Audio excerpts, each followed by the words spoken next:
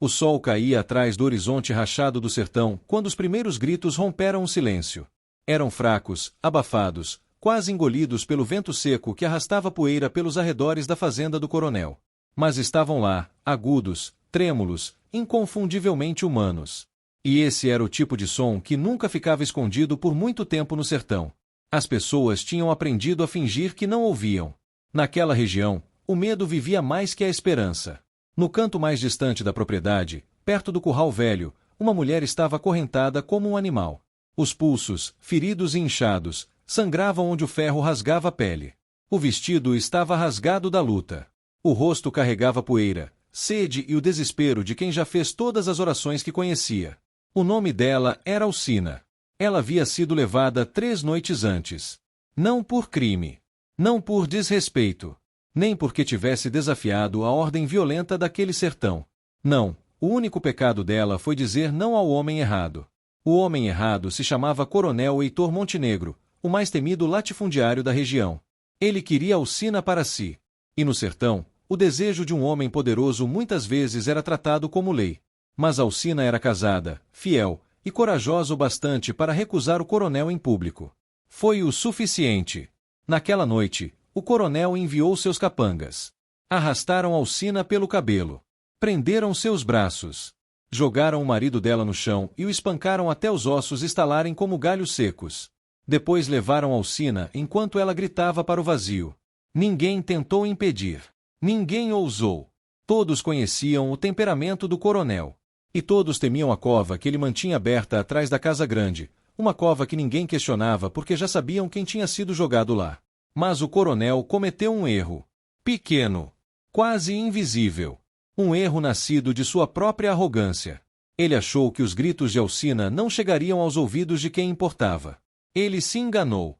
O sertão tem ouvidos, ouvidos que viajam com o vento, que se escondem na caatinga, que vigiam do alto das serras onde homens montados observam o mundo como predadores à espera de um sinal.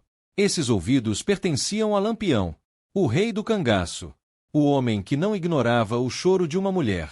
Quando a notícia chegou ao acampamento de Lampião de que um coronel havia acorrentado uma mulher inocente, algo dentro dele se quebrou como o gatilho de uma pistola puxado com força demais.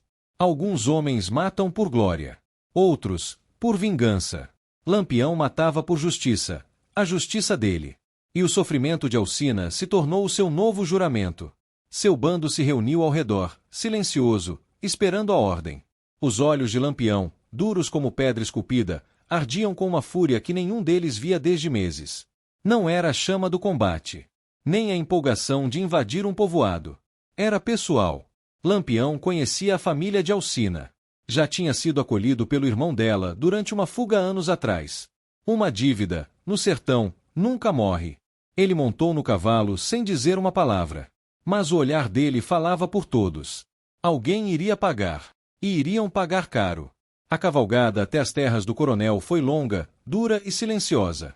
Nem o vento ousava estudar. A lua se ergueu, fria, pálida, iluminando os rostos dos cangaceiros que sabiam que estavam entrando numa tempestade maior que qualquer emboscada. Mas nenhum deles recuou. Quando Lampião cavalgava por justiça, todos seguiam. Enquanto isso, Alcina permanecia caída no chão, fraca, tonta, com os lábios rachados. O coronel a visitará 2 vezes naquele dia. A primeira, para ameaçar. A segunda, para avisar que quebraria o espírito dela antes do amanhecer. Na terceira visita, ele não apareceu. Porque na terceira visita, ele tinha companhia. Companhia que não bate em porta. Companhia que não tem pressa. Companhia que não perdoa. Os cães da fazenda começaram a latir como se tivessem visto demônios. Os capangas correram para as janelas, primeiro confusos, depois apavorados. Tochas. Dezenas delas. Chegando pelo terreiro. O fogo iluminava a noite como um céu em brasas. Um dos homens engoliu seco.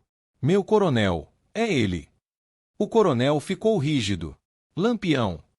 Sim, e ele não veio sozinho.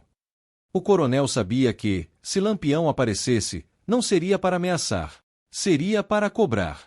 Ele tentou pegar o rifle, mas antes que suas mãos tocassem a arma. Um tiro ecoou do lado de fora. Depois outro. Depois gritos. Depois silêncio. Silêncio absoluto. O tipo de silêncio que tem nome. Lampião estava na casa. Um frio subiu pela espinha do coronel. Ele tentou recuar, mas bateu contra a parede. Suas mãos tremiam. Ele tinha passado anos aterrorizando pobres, mulheres, retirantes, pequenos agricultores. Mas agora tinha provocado um homem que não temia ninguém. Passos ecoaram na varanda. Lentos. Firmes. Pesados. A porta se abriu com um chute tão forte que o batente gemeu. E ele entrou. Lampião.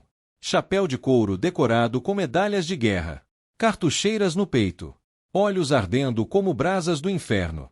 Poeira grudada na roupa como se até a terra soubesse que ele mandava ali. Lampião não gritou. Não sacou o rifle. Só fez uma pergunta. Onde está a mulher? O coronel gaguejou. Eu não sei do que você está falando. Um chute no estômago. O coronel caiu. Lampião não repetiu a pergunta. Não precisava. O silêncio dele dizia tudo. O coronel apontou, com a mão trêmula, para o estábulo.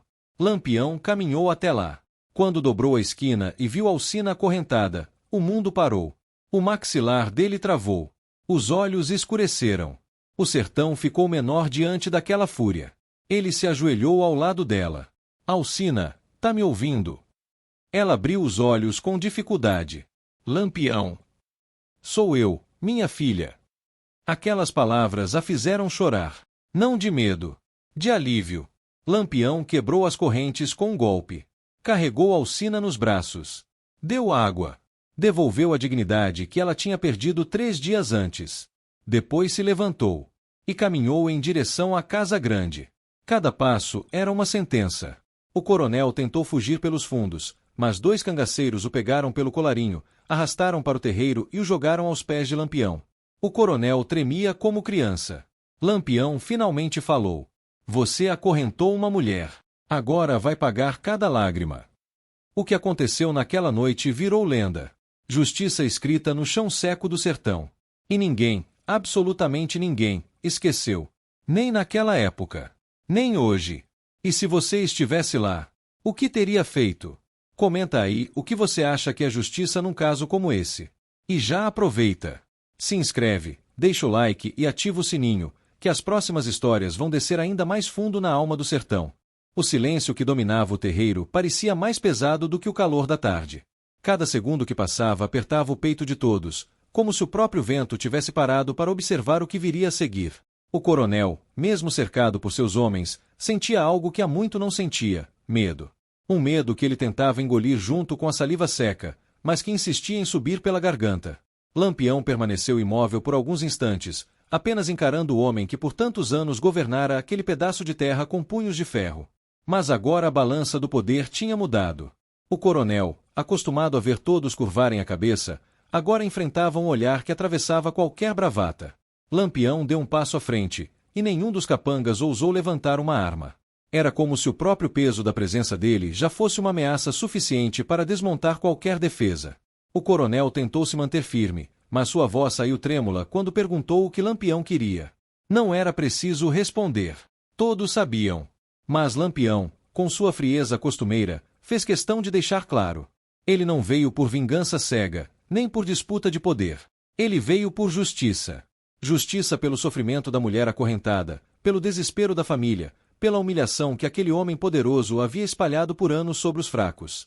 Lampião explicou, com cada palavra marcada pelo tom de sentença, que naquele dia não haveria mais gritos de dor vindos da senzala, nem ordens dadas com um chicote na mão. Ele afirmou, diante de todos, que ali terminava o reinado de terror do coronel. O coronel tentou argumentar, dizendo que Lampião não sabia da história inteira, que aquilo tudo era um grande mal-entendido, mas ninguém acreditou. Nem mesmo seus homens. Eles sabiam o que ele fazia. Sabiam das correntes, das punições, das ameaças. Só nunca tiveram coragem de enfrentar. Até aquele dia. A voz do coronel foi ficando cada vez mais fraca, enquanto a sombra de Lampião parecia crescer sobre ele. Quando o líder do cangaço mandou soltar a mulher, 2 de seus homens correram até ela. As correntes caíram no chão com um barulho seco, e esse som ecoou pelo terreiro como um anúncio de libertação. A mulher, mesmo fraca, tentou ficar de pé, e Lampião, sem hesitar, estendeu a mão para ajudá-la. O coronel observava aquela cena, e pela primeira vez percebeu que seu poder estava completamente destruído. Ele gritou para seus capangas reagirem, mas nenhum deles se moveu. Era como se todos estivessem finalmente acordando de anos de medo. A mulher, com lágrimas escorrendo pelo rosto marcado, sussurrou um agradecimento que mal saiu como voz. Lampião disse que não precisava agradecer, não a ele. O único motivo de estar ali era porque ela teve coragem de sobreviver. E sobrevivência, no sertão, era a forma mais pura de resistência. A tensão aumentou quando o coronel, percebendo que tudo estava perdido, tentou correr para dentro da casa grande. Foi aí que Lampião mandou que ninguém o detivesse. Ele queria que o coronel tivesse alguns segundos de esperança antes de enfrentar o peso de seus próprios pecados. A sequência de passos desesperados ecoava pelo corredor enquanto a mulher observava, agora livre, como se finalmente pudesse respirar um ar puro pela primeira vez em anos. Os homens de Lampião tomaram o controle da fazenda, recolheram armas, dispersaram os últimos capangas, enquanto a notícia da libertação se espalhava rapidamente. Pessoas escondidas começaram a aparecer pelas portas e janelas, olhando aquilo com uma mistura de alívio e medo. Era como assistir à queda de um monstro que parecia invencível. Lampião então entrou na casa grande, caminhando devagar, seu punhal pendendo na cintura, brilhando conforme a luz atravessava as janelas sujas. Ele encontrou o coronel encurralado no canto de um quarto que antes era símbolo de poder, agora reduzido a um cativeiro psicológico. O coronel implorou, prometeu mudar, jurou que tudo seria diferente. Mas era tarde demais para remorso. Quem governa com crueldade não pode esperar piedade quando seu castelo desmorona. A conversa final entre eles foi curta. Lampião disse que cada homem escolhe o tipo de marca que deixa no mundo. Uns deixam coragem. Outros deixam memórias de sofrimento. E a vida sempre cobra. O coronel ainda tentou se levantar, mas suas pernas tremiam demais. Ele sabia que não havia mais escapatória. Enquanto lá fora o povo observava com olhos arregalados, esperando o desfecho, um último grito atravessou a quietude da casa grande, marcando o fim do reinado daquele que por tanto tempo oprimira todos ao seu redor. Era o grito de alguém que finalmente entendeu que o poder não estava em correntes ou medo, mas na coragem dos que resistem e na justiça dos que não se curvam à tirania. Quando o silêncio voltou a dominar a fazenda, parecia que até o vento queria testemunhar o que viria depois. A poeira ainda pairava no ar, suspensa como se esperasse o desfecho daquela história marcada por dor, coragem e sangue. A mulher, agora livre, foi levada para fora para receber cuidados das outras famílias que tinham saído de seus esconderijos. Era a primeira vez em muito tempo que ela caminhava sem o peso do ferro nos tornozelos. Cada passo que dava era uma vitória, cada respiração parecia devolver um pedaço de sua dignidade. Lampião permaneceu dentro da casa grande por alguns minutos, apenas observando a decadência daquele lugar. Tudo ali parecia carregar um cheiro de abuso, de ambição doentia, de poder usado como arma contra inocentes. Ele passou os dedos pela madeira desgastada, viu objetos quebrados, adornos caros misturados à sujeira, e entendeu que aquela casa era o reflexo perfeito do coronel, grande por fora, apodrecida por dentro. Não havia mais nada ali que merecesse permanecer de pé. Quando Lampião finalmente saiu, o povo se reuniu ao redor dele com um misto de respeito e temor. Alguns o chamavam de justiceiro, outros ainda não sabiam como nomeá-lo. Mas todos compartilhavam o mesmo pensamento. Ninguém antes havia tido coragem de enfrentar aquele coronel. E agora, depois de tantos anos, o ciclo de medo tinha sido quebrado não por uma tropa oficial, não por autoridades, mas por um homem marcado pela vida dura do sertão e conhecido em cada canto do Nordeste, Virgulino Lampião. A mulher libertada tentou se aproximar para agradecer, mas sua voz ainda tremia demais para formar frases. Lampião encostou a mão no ombro dela e disse que ela não devia nada a ele. Que a luta verdadeira foi a dela, que resistiu mesmo acorrentada, mesmo espancada, mesmo humilhada. Ele afirmou que sua história agora iria ecoar por toda a Caatinga, não como a de uma vítima, mas como a de alguém que sobreviveu ao pior e ainda encontrou forças para se manter viva. Enquanto isso, alguns homens do bando começaram a distribuir comida para as famílias da fazenda. Outros derrubavam símbolos de autoridade do coronel, como o tronco de castigo, as portas trancadas da senzala, e até o escritório onde ele mantinha seus registros sujos de exploração. Era como se cada martelada fosse um golpe contra anos de abuso. Cada pedaço que caía no chão representava uma libertação. A população, ainda assustada, começou a se aproximar aos poucos, percebendo que aquela não era apenas uma operação de vingança. Era um acerto de contas maior, algo que mudaria para sempre a história daquele povoado. Lampião então caminhou até o centro do terreiro e fez um anúncio forte, claro e definitivo. Aquela fazenda agora pertencia ao povo. A terra seria dividida entre os que nela trabalhavam, e ninguém mais seria tratado como escravo. As correntes foram recolhidas e jogadas no chão, criando um montinho de ferro que simbolizava o fim de um ciclo. Uma criança, curiosa, tocou uma das argolas e recuou rapidamente, como se o metal ainda guardasse a dor das pessoas que o carregaram. Era impossível não sentir o peso emocional daquele momento. Com o povo reunido, Lampião contou o que havia acontecido lá dentro, sem exageros, sem enfeites. Ele explicou que o coronel teve o fim que ele próprio construiu. Disse que todos os homens devem pagar pelos pecados que cometem, e que ele, Lampião, não ia deixar aquele sofrimento passar impune. Mas, diferente do que muitos pensavam, ele não fez discursos de ódio ou ameaça.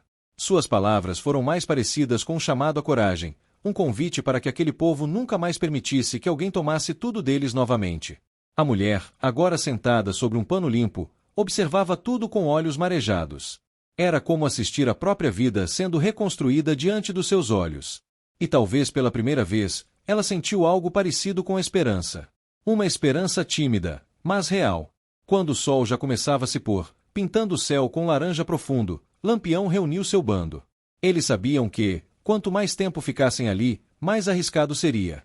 A Volante certamente já deveria estar sabendo do que ocorreu, e em breve estariam a caminho. O sertão tinha suas leis, mas também tinha seus perigos. O bando montou nos cavalos e se preparou para partir, enquanto as famílias se reuniam para observar aquele momento histórico. Antes de ir embora, Lampião olhou uma última vez para a fazenda. Ele viu crianças sorrindo sem medo, homens que antes baixavam a cabeça agora caminhando com postura firme, mulheres abraçando umas às outras como se comemorassem uma vitória que nunca imaginaram ver. Aquele povo não esqueceria aquele dia, e Lampião sabia disso. Ele também sabia que sua caminhada não acabava ali.